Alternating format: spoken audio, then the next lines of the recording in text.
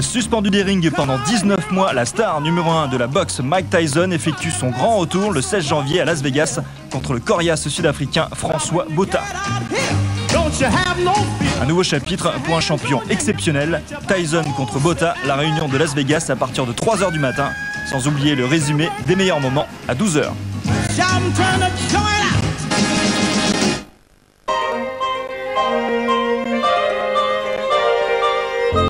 Slip, chaussettes, on pique.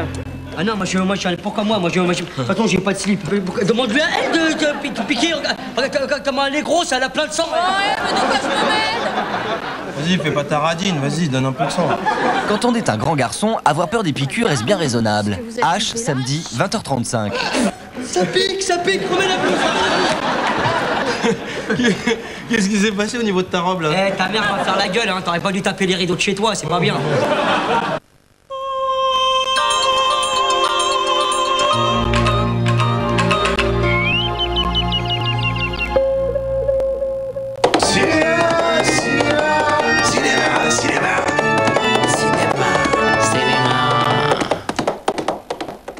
Vous allez voir Chéri Bibi, une coproduction franco-italienne réalisée en 1955 par Marcel Pagliero.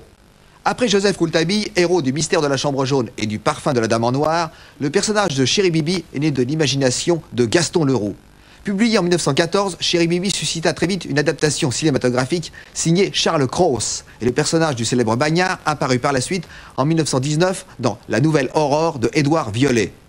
En 1931, Hollywood s'empare du mythe et nous offre un très infidèle The Phantom of Paris avec John Gilbert. Et en 1938, Léon Matteau a la contestable idée de confier le rôle du rustique Chéri Bibi à Pierre Freinet. Chéri Bibi a été le héros de 4 autres romans, Chéri Bibi et Cécilie, Fatalitas, Palace et Chéri Bibi, le coup d'état de Chéri Bibi, et a inspiré une bande dessinée publiée dans les années 50 dans France Soir, due à Alfred Gaston Leroux, le fils de Gaston, et au dessinateur Réginald Bernard.